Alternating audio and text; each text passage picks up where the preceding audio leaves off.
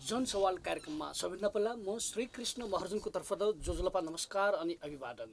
आज हामीले एउटा फरक प्रसङ्ग लिएर आएका छौँ, राजनीतिक विषय, तर एकजना दार्शनिकको दृष्टिकोणबाट अहिलेको वर्तमान परिस्थितिलाई कसरी देख्नुभएको छ। मुलुक आर्थिक समृद्धि र विकासको लागि मूल नारा दिँदै प्रधानमन्त्रीदेखि लिएर सत्तापक्ष राजनीतिक पार्टी मात्रै होइन, विपक्षहरूले पनि यो बोलिरहेको अवस्थामा अहिले जुन संहितामा मुलुक गइसकेपछि, अभ्यासमा गइसकेपछि अबको अवस्थामा यो आर्थिक समृद्धि र विकासको यदि अगाडि यो विषयमा अगाडि लाने हो भने कस्ता चुनौतीहरू आउन सक्छन् र यो कतिको सम्भव छ, यो विषयमा केन्द्रित भएर कुराकानी गर्नका लागि दार्शनिक विकासानन्दजीलाई आमन्त्रण गरेका छौँ। उहाँ योगी विकासानन्दबाट प्रख्यात हुनुहुन्छ, उहाँलाई आमन्त्रण गरौँ। विकासानन्दजी, जोजोलपा नमस्कार। नमस्कार, जय होस्। अहिलेको जुन परिस्थिति छ राजनीतिक विषयमा हेर्दाखेरि विकास, आर्थिक समृद्धि, देश विकासमा अब राजनीतिक पार्टीहरूले अब कोही पनि गरिब हुनेवाला छैन, सबै धनी हुनेछ, सबैले खान पाउनेछन्, सबैको लागि अब यो अवसर हो भन्दै हिँडेका छन् प्रधानमन्त्रीदेखि लिएर विभिन्न नेताहरू। तपाईँ एकजना दार्शनिकको दृष्टिकोणबाट हेर्दाखेरि के यो कतिको सम्भव अहिले देख्नुभएको छ, के कस्तो छ? पहिला नेपालको सन्दर्भमा कुरा गरौँ अनि विश्वको सन्दर्भलाई जोड्छौँ। नेपाली जनताले धेरै अगाडिदेखि खोजेको विकास नै हो, किनकि हाम्रा दायाँ बायाँ अगाडि पछाडिका मुलुकहरू सबै धेरै धेरै माथि पुगिसकेका छन्। पिछडेको एसियामा देश हामी पर्यौँ। हामीले साह्रै हामीभन्दा निम्छरो मानेको, तल्लो मानेको भुटान आज हामीभन्दा धेरै माथि गइसकेको छ। किन इमेजिन, हामीले निम्छरो मानेको बङ्गलादेश हामीभन्दा धेरै माथि छ। अब भारतसँग त तुलनै हुँदैन, चीनको त कुरा के गर्नु।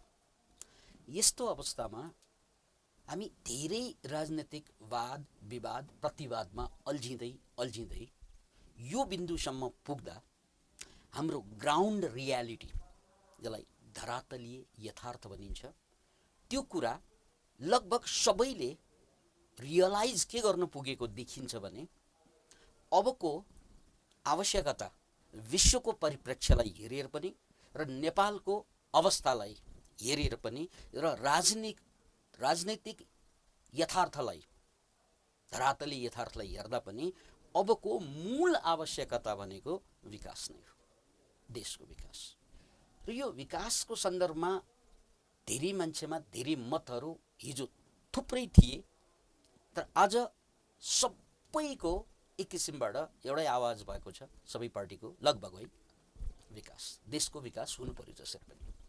अनि त्यसपछि अरू कुरा हामी बिस्तारै सल्टाउँदै जाउँला भन्ने जुन जनमत बनेको छ, मानसिकता बनेको छ, अथवा ऐक्यबद्धता, अघोषित ऐक्यबद्धता बनेको छ, त्यो हिसाबले आशा जागेको छ, नम्बर 1। अनि आजको मितिसम्मको कुरा गर्ने हो भने आजको मितिमा पार्टी, दुईवटा पार्टी गठबन्धन एउटा भएर आएको छ र यसले अब स्थायी सरकार दिन्छ भन्ने मान्छेमा एक किसिमबाट सकारात्मक मानसिकता जागेको छ र केपी ओलीले अहिलेसम्म जसरी बोल्दै आउनुभयो र गर्दै आउनुभयो त्यसको आधारमा पनि जनतामा डेफिनेटली नै आशा जागेको छ। यो नेपालको परिप्रेक्ष्यको कुरा गरेँ मैले। अब विश्वको परिप्रेक्ष्यमा कुरा गर्न चाहन्छु। अर्को 20 वर्षमा हामी अर्को दुनियाँमा फड्को मार्दैछौँ, यसलाई युगान्तर भनिन्छ।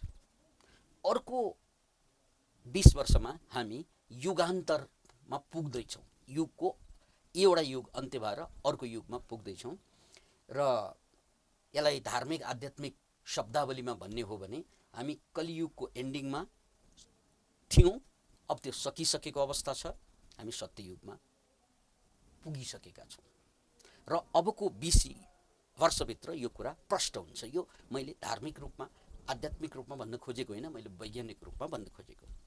किनभने अहिलेको युगमा विश्वको परिप्रेक्ष्यमा एआई आर्टिफिसियल इन्टेलिजेन्स डेभलप हुँदै गएको परिप्रेक्ष्यमा अब सारा दुनियाँ नै अटोमेसनमा जाँदैछन्। सारा दुनियाँ, स्विजरल्यान्ड जस्तो देशले, क्यानाडा जस्तो देशले, अमेरिका जस्तो देशले प्रकारान्तरमा घोषणा नै गरिसकेको छ कि अबको 20 वर्षमा दुनियाँको 50% मान्छेको काम सफ्टमा कामै गर्नु पर्दैन, कामै गर्न आवश्यकतै हुँदैन। अब काम पनि दुई किसिमको, व्हाइट कलर जब र ब्लू कलर जब भनिन्छ। म्यानुअल जब जसलाई हामी किसान मजदुरदेखि लिएर हाते काम गर्ने मान्छेहरूलाई, जसरी हामीले क्यामेराम्यानको कुरा गरौँ या हातबाट गरिने कामहरू, त्यो हाते काम गर्ने मान्छेहरूलाई हामी ब्लू कलर जब भन्छौँ। त्यो जब त अलरेडी सुरु नै भइसक्यो, त्यो खत्तम हुने क्रम। मसिनहरू यस्तो यस्तो डेभलप भएको छ, जस्तै यो रोबोटको डेभलपमेन्टपछि अब कारखानामा मान्छेले काम गरेर गाडी बनाउने होइन, रोबोटले गाडी बनाइरहेको छ। यस्ता थुप्रै कामहरू भइसकेको छ एउटा किसिमबाट। अब ब्लू कलर जबबाट व्हाइट कलर जब पनि समाप्त हुँदैछ। त्यो भनेको डक्टर्सहरू, पाइलटहरू है, पत्रकारहरू, वकिलहरू, त्यो सबै काम कसले गर्दैछ भन्नाले अटोमेटिक मसिनले। त्यसलाई हामी रोबो भन्दैछौँ, रोबोट भन्दैछौँ। अनि अर्को 50 वर्षभित्र त दुनियाँमा मान्छेले गर्ने कामै रहँदैन लगभग, किनकि मसिनले मान्छेले भन्दा 1000 गुणा, अझ कुनै कुनै ठाउँमा लाख गुणा राम्रो गरिरहेको छ रोबोटले। अब मान्छे त बेरोजगारमा जाने भयो, त्यसपछि के गर्ने भन्ने चर्चा चलिरहेको छ। यसमा अब बहस के चलिरहेको छ भने युनिभर्सल इन्कम, बेसिक इन्कमको कन्सेप्ट आइरहेको छ। त्यो भनेको काम मसिनले गर्छ, तपाईँलाई सरकारले अनुदान गर्छ काम नगरेको बाबतमा। पुरा दुनियाँका मान्छेलाई अब बेसिक इन्कम, जसरी नेपालमा बाँच्नको लागि यदि मलाई चाहिँ महिनाको 30,000 रुपियाँ, एकजना मान्छे बाँच्नको लागि 30,000 रुपियाँले चल्छ भने ती 30,000 रुपियाँ फ्रीमा बाँड्दिने, अनि काम जम्मै चाहिँ मसिनले गर्ने युगमा हामी प्रवेश गरिसकेका छौँ। त्यसैले अब हामी युगान्तरमा पुगिसकेको अवस्थामा डेभलपमेन्ट त हुँदै नै छन्, हुने नै छ, यो अनिवार्य नै हो, यसलाई रोक्ने त ताकतै हुँदैन। तर नेपालका नेताहरूमा, नेपालका राजनेताहरूमा अझै पनि धेरै दूरदृष्टिमा देखिरहेको छुइनँ है।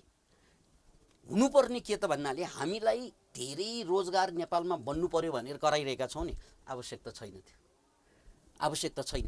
हाम्रा मान्छेहरू विदेश जाँदैछन् मजदुरी गर्न, अब 10 वर्षपछि जान सक्दैन, किनकि सबै मसिनले ठाउँ लिँदैछ। भनेपछि अब हामीले हाम्रो देशमा काम उत्पादन गर्ने विचार भनेको पुरानो, यो उहिलेको कुरा भइसक्यो, अब खुइलिँदैछ यो कुरा। अब हुनुपर्ने हाम्रो देशलाई पनि अधिकांश ठाउँलाई चाहिँ मसिनबाट चलाउने, रोबोबाट चलाउने। चीनले सबभन्दा बढी रोबोट उत्पादन गर्दैछ, इन्डिया पनि आउँदैछ त्यसको पछाडि। सबै कुरामा ट्रान्सफर्मेसन आइरहेको बेलामा हामीले चीनसँग माग्ने, इन्डियासँग माग्ने भनेको के त भन्नाले लेटेस्ट टेक्नोलोजी माग्ने हो। अब हाम्रा सरकारले के गर्दैछन् भने, मैले सुनेको अनुसार इन्डियाबाट पाइपलाइन ओछ्याएर हामीले पेट्रोल माग्दैछौँ है। यो भनेको फेरि चाहिँ पुरातन विचार भइसक्यो। हिजो आजभन्दा 20 वर्ष अगाडि गरेको भए यो क्रान्तिकारी विचार थियो, र आज यो पुरातन विचार। किन त भन्नाले त्यो पाइपलाइन ल्याउनु त तेल हो, तर इन्डिया र चाइनाले तेलले यो सारा दुनियाँलाई खत्तम पारेको कारणले गर्दा हामी सबै कारलाई चाहिँ अटोमेटिक कार, इलेक्ट्रिक कार बनाउँदैछौँ। 30 सम्ममा दुनियाँमा 50% भन्दा बढी कार चाहिँ इलेक्ट्रिक हुँदैछ। भनेपछि हामीसँग पनि पानी छ, इलेक्ट्रिसिटी छ, इलेक्ट्रिकल कार पो माग्ने हो, इलेक्ट्रिकल सिस्टम पो माग्ने हो, सोलर सिस्टम पो माग्ने हो। त्यो पुरानो उनीहरूले काम नलागेर फालिसकेका कुरा हाम्रो सरकारले ल्याउनु खोज्दा हाम्रो अध्ययन कमी भएपछि वाह यो त प्रगतिशील सरकार ठान्छौँ नि, राइट। अझै पनि प्रगति भएको छैन, गति त भयो यो सरकारको, तर प्रगति होइन। यो प्रगति भनेको अगाडिको गति मात्रै भयो, र यो गतिले अर्को 20 वर्षभित्र के चिज ल्याएको यो भनेर फाल्नुपर्ने हुन्छ। फेरि फाल्नलाई अर्को देशसँग सहयोग लिनुपर्ने हुन्छ। अब सन्दर्भ कुरा गर्दाखेरि अब तपाईँ सम्भव धेरै छ भन्ने कुरा त मानिसले विश्वास पनि गर्न सकिने भयो। अब चाहिँ जुन सरकार बनेको छ, बहुमतको सरकार, स्थायीको सरकार, उहाँहरूले चाहिँ मुद्दा पनि त्यही ल्याउनु भयो। प्रमुख वामपन्थी दलहरूको यो चाहिँ सरकार बन्दैछ। यी यसरी भनिरहँदाखेरि अप्ठ्यारो के हुनसक्छ त? जस्तो उहाँहरूले अब राजनीतिक क्रान्ति पुरा भयो भन्ने सरकार पक्ष केपी ओलीदेखिहरूले भनिराख्नु भएको छ। अर्को फेरि राजनीतिक क्रान्ति पुरा भएको छैन, संविधानै संशोधन गर्नुपर्छ भन्ने पक्ष पनि एकातिर छ, सरकारको सम्बन्ध छ, वार्ताको कुरा छ, सहमतिको कुरा लगायत। अर्को फेरि कम्युनिस्ट पार्टी चाहिँ एक ढङ्गको हतियार उठाउने ढङ्गको तयारी पनि छ, संविधानप्रति असन्तुष्ट पक्ष पनि छन्। यो चिज चाहिँ यो विकासको लागि अगाडि लानुको लागि, मुलुकलाई अगाडि लानुको लागि सरकारलाई अप्ठ्यारो विषय, सरकारलाई बाधाको रूपमा आउने या त्यसलाई पन्छाउँदै अगाडि बढ्नुपर्नेको के हो त? सबभन्दा पहिला मलाई होमरले लेखेको महाकाव्यको सार भन्न चाहन्छु। एउटा परिवार, ठुलै परिवार जहाजमा बसेर यात्रा गर्दै थिए, तर जहाजमा उनीहरू हराउँछन्। तुफान आउँछ अनि हराइसकेपछि समुद्रमा उनीहरूको खाना सकिन्छ अनि तुफानको कारणले गर्दा उनीहरू सुत्न सक्दैनन्, सुत्न पाएनन्, खान पाएनन् बिस्तारै। अनि त्यसपछि एकपछि अर्को उनीहरूका परिवार मर्दै जान्छन्। अब उनीहरूलाई एकैपल्ट 3वटा दुःख आइपर्यो। एउटा आफन्तहरू मर्दै गएको त्यो जहाजमा, अर्को चाहिँ खान नपाएको र अर्को सुत्न नपाएको, 3वटा दुःख एकैचोटि। अनि बचेकाहरू मुस्किलले किनारमा पुग्छन्। अब किनारमा पुगिसकेपछि पनि उनीहरूसँगको समस्या 3वटा समस्यामा अब जहाज पल्टेर मर्ने भन्ने त भएन, तर सुत्न बाँकी छ, खान बाँकी छ र आफन्त मरेको शोक मनाउनु बाँकी छ। 3वटा उनीहरूले के गर्छन् त भन्नाले किनारमा पुग्न साथ चाहिँ सबभन्दा पहिला उनीहरू चाहिँ सुत्छन्, किनकि उनीहरू चाहिँ धेरै दिन नसुतेको डङरङ लडेर सुत्छन्, जबकि उनीहरूका आफन्त त मरिसकेको हो नि। तर त्यो मरेका मान्छेलाई चिन्ता गर्ने उनीहरूसँग अवस्था छैन, किनकि निद्रा लागिरहेछ। त्यसपछि बिहान उठ्दाखेरि फेरि भोक लाग्छ, किनकि नखाएको धेरै दिन भयो। अनि त्यसपछि उनीहरू जङ्गलमा गएर चाहिँ शिकार गर्न जान्छन्, खान्छन्।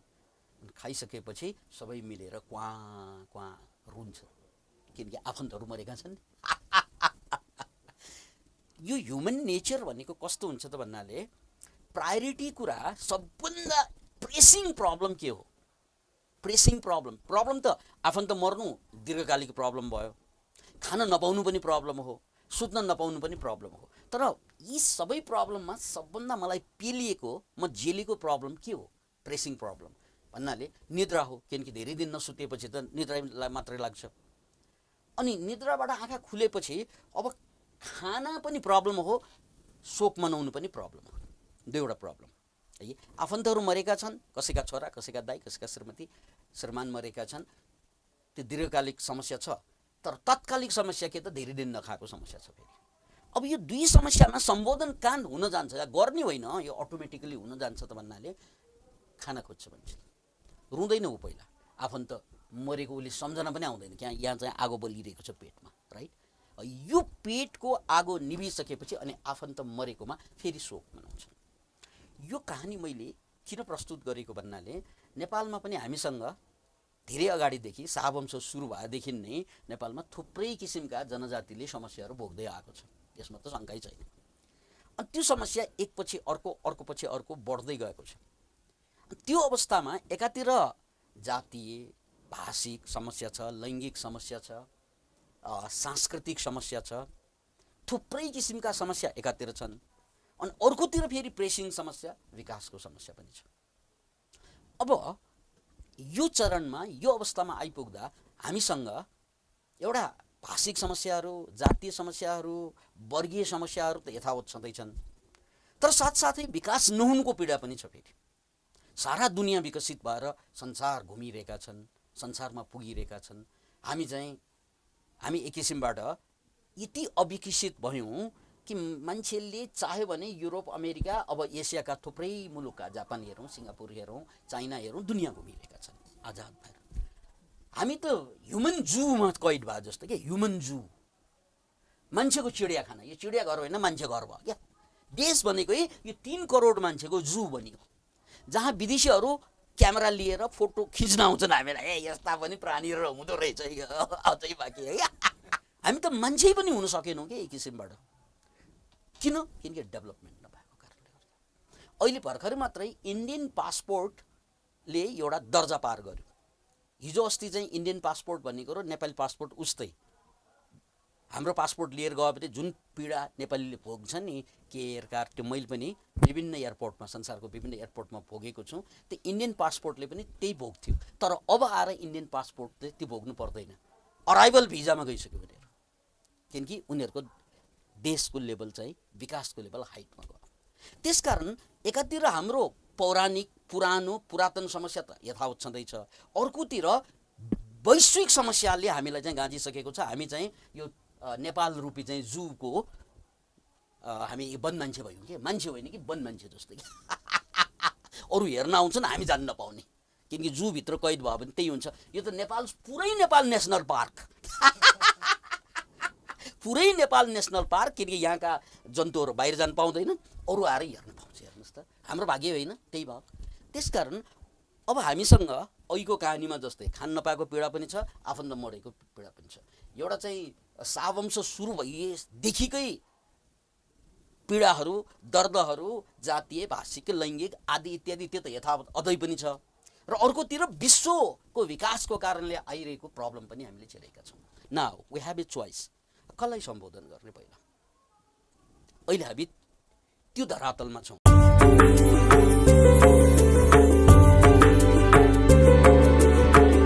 जीव तजिलजी सम्पदा संस्कृति खलाबला नुगु पुलागु मे नेवा ख्या ठिठी बुख मनोरञ्जन यादव नेवाला निया निथ सनिलया खुता त्या ताइले सुथसिया न्याता त्या ताइले निनेसिया झिन्निता ताइले स्वेगु लोमङ्का दिमते नेवाला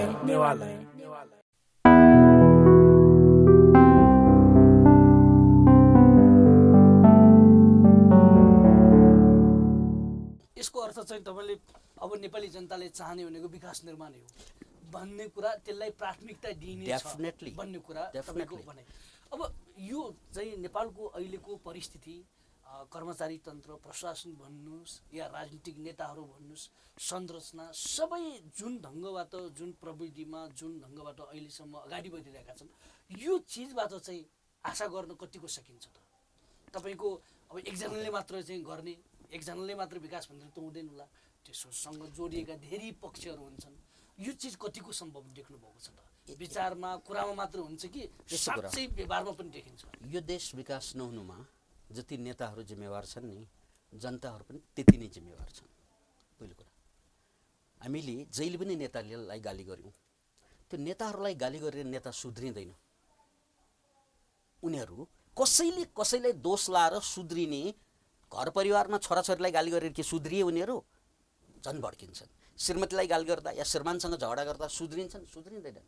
त्यसकारण एउटा मनोवैज्ञानिक यथार्थ के हो त भन्नाले, कुनै पनि दुर्घटना, कुनै पनि गल्ती, चाहे राजनीतिक रूपमा होस्, जाति रूपमा होस् या भाषिक रूपमा होस्, कुनै पनि दुर्घटना, कुनै पनि पीडा चाहिँ घट्नको लागि दुई पक्ष हुन्छ त्यहाँ। शोषण गर्ने र गराउने। गराउने भन्नुपर्छ, शोषण गर्ने र गराउने।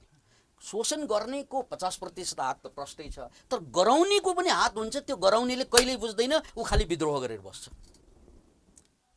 अब नजोड्ने जोड किया त मार खाने का तौर किया। नेपाली जनताले भोगेको त्यही हो। जोसँग बल छैन, बुद्धि छैन, अनि चाहिँ ऊ चाहिँ गएर चाहिँ सिधै झगडा गर्न गयो भने के हुन्छ? उडाइदिए यिनीहरूलाई अथवा षड्यन्त्रमा फसाइदिए यिनीहरूलाई, होइन त? नजोड्ने जोड किया त मार खाने का तौर किया। किनकि हाम्रो मनोवैज्ञानिक, हामी जनताको पक्षबाट हाम्रो दर्दनाक मनोविज्ञान के त भन्नाले हामी खालि दोष चाहिँ सत्तामा गएका नेताहरूको देख्छौँ, राइट? हाम्रो दोष के हो हेर्नु पर्दैन। हामीले कहाँ कमजोरी गऱ्यौँ? किनकि त्यो नेता जसले हामीलाई शोषण गर्छ, कसले जन्माएको? हामीले होइन। भोट चाहिँ आफैले हाल्ने, राइट? अनि नेता आफैले बनाउने, अनि उसले मलाई शोषण गर्यो भन्न पाइन्छ र भने यो आफै धामी आफै बोक्सी भन्ने उखान छ नि। त्यसकारण पहिला त म नेताको तर्फबाट केही पनि भन्न चाहन्न। किन भन्नाले म नेता होइन, म त जनता हुँ देशको। त्यसकारण जनताको तर्फबाट हामीले के बुझ्नु पर्यो भने यो जनतामा एउटा ऐक्यबद्धता हुनु पर्यो क्या। सारा जनतामा बेसिक निडमा त ऐक्यबद्धता हुनुपर्ने हो। तपाईँको डिमान्ड र मेरो डिमान्ड फरक होला, तपाईँको दर्द र मेरो दर्द फरक होला, तर हामी सबै जनताको साझा दर्द पनि त छ। त्यो साझा दर्दमा हामीले साझा आवाज उठाएर नेताहरूलाई चाहिँ बाध्य गर्नुपर्छ। अब मैले भन्नु खोजेको कुरालाई अझै कङ्क्रिटाइज गरौँ, अझै प्रष्ट पारौँ, अझै व्यावहारिक रूपमा भनौँ। त्यो भनेको के त भन्नाले जसरी यहाँले भन्नुभयो कि अब आएको सरकारले, अब आउने सरकारले, आइसकेको सरकारले यो ब्युरोक्रेसीको जुन प्रब्लम छ नेपालमा, त्यो ब्युरोक्रेसीलाई त हटाउन सक्दैन उनीहरूले, राइट? ब्युरोक्रेसीबाट चाहिँ देश चल्ने हो। त्यसकारण त्यो ब्युरोक्रेसीको जो घुस खाने ब्युरोक्रेसी या करप्सन गर्ने जुन घुस र करप्सन त्यही भयो, त्यो गलत काम भ्रष्टाचार गर्ने जुन ब्युरोक्रेसीलाई हटाउन सकिएला भन्ने कुरा छ। हटाउनु सिधै कोसिस गर्न गयो भने सकिँदैन, किनकि त्यो कुनै चिज हटाउनुको लागि त्योभन्दा राम्रो चिज चाहिँ तयार पार्नुपर्छ। यो प्रकृतिको नियम हो। फेरि एउटा चिज मैले टक्क निकालेर त्यसलाई ल फाल्ने हो भने त्योभन्दा बेटर मसँग विकल्प छ कि छैन, द्याट्स द पोइन्ट। विकल्प छ भने मिल्छ, छैन भने त्यो सकिँदैन, नम्बर 1। अनि म विकल्प के देखिरहेछु, युरोपमा एउटा एक्सपेरिमेन्ट हुँदैछ। कहाँ त भन्दा लयर्सहरूलाई हटाएर रोबोटलाई राख्दिने। हेर्नुहोस् है, लयर्सको ठाउँमा रोबोटले त फाइल सबै चाहिँ हजारौँ डकुमेन्ट्सहरू सरर उसले त्यसलाई एल्गोरिदम भनिन्छ, इन्फर्मेसन चाहिँ ग्रहण गर्न सक्छ। न उसलाई तलब चाहिन्छ, न उसले घुस खान्छ, राइट? केही पनि गर्दैन उसले। अनि उसले कानुन, संविधान र केसको चाहिँ प्रकृतिको आधारमा 2 मिनेटमा चाहिँ डिसिजन दिन सक्छ। 2 मिनेटमा। इमेजिन।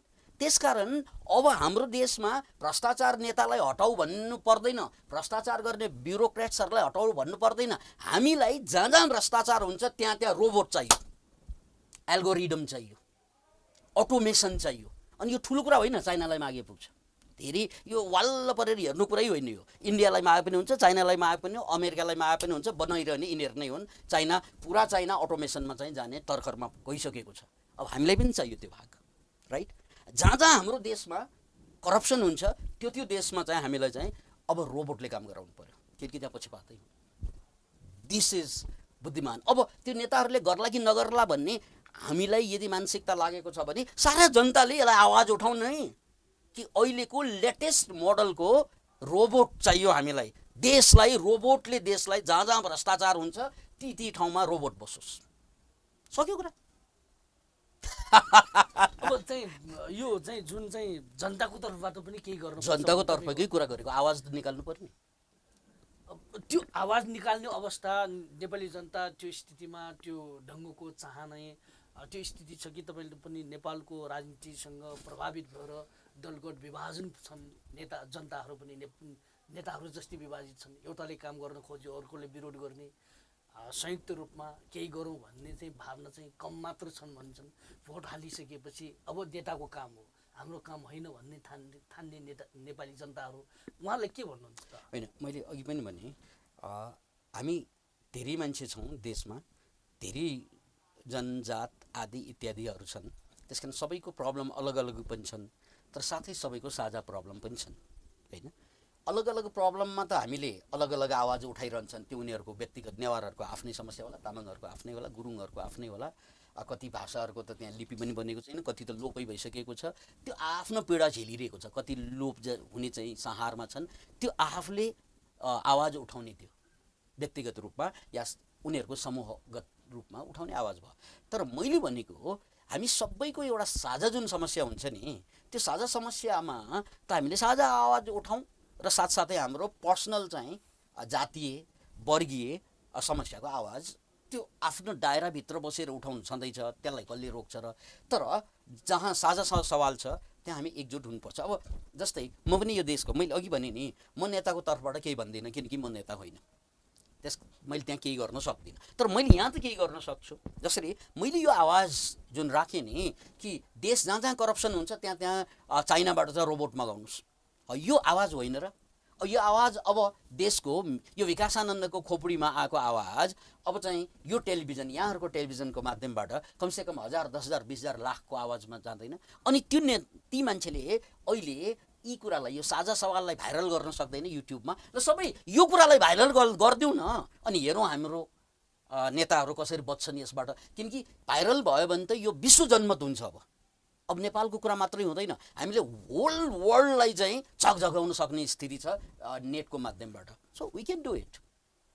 यो चाहिँ प्र्याक्टिकलमा कहाँ चाहिँ भएको, कस्तो अभ्यास भएको छ रोबोटको माध्यमबाट? यो तपाईँले भनेको ठाउँ जस्तो चीनमा, भारतमा, त्यहाँ पनि अब अभ्यासको क्रममा छ कि के कस्तो छ? यसो कुरा एल्गोरिदम अथवा चाहिँ एआई भनेको आर्टिफिसियल इन्टेलिजेन्सको 3वटा फेज हुन्छ।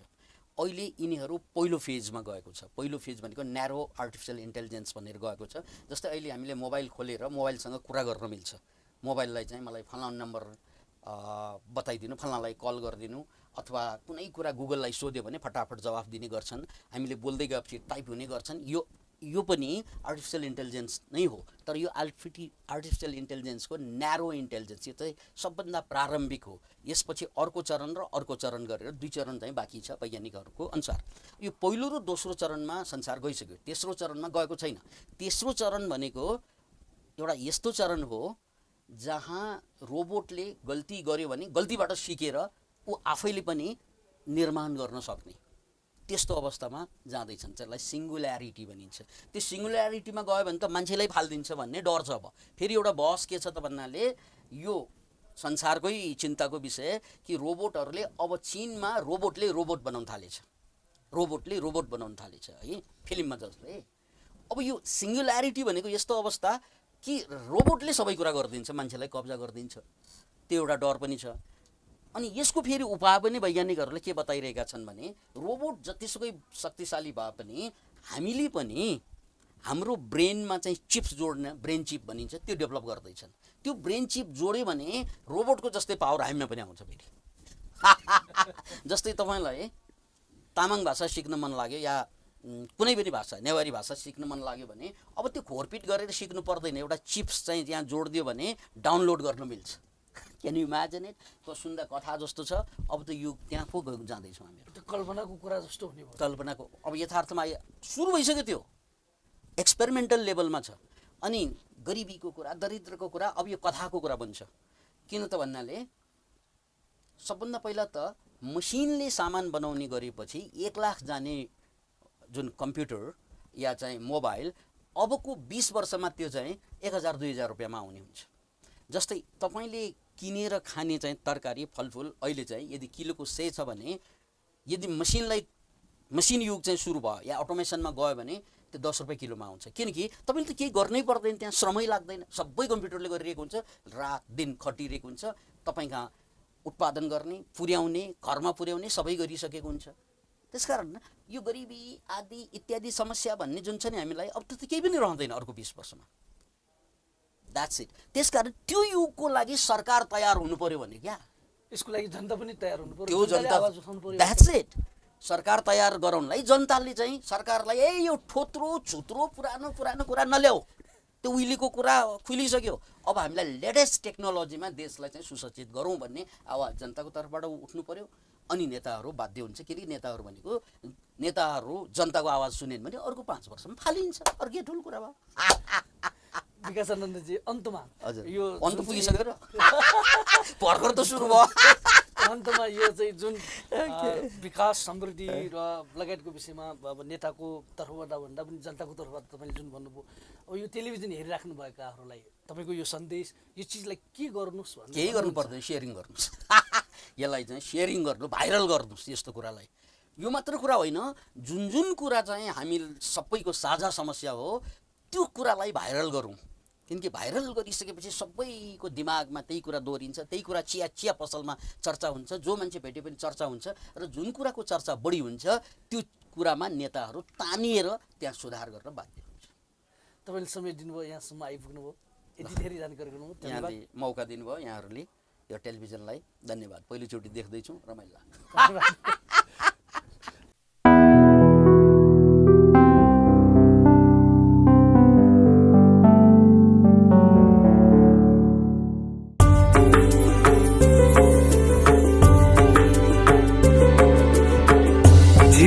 तजिलजी सम्पदा संस्कृति खलाबला नुगु पुलागु मे नेवा खया खिखि बुख मनोरञ्जन यादव नेवाला निया निथ सनिलया खुता त्या ताइले सुथसिया न्याता त्या ताईले हिनेसिया झिन्निता ताईले स्वेगो लोमङ्का दिमते नेवालय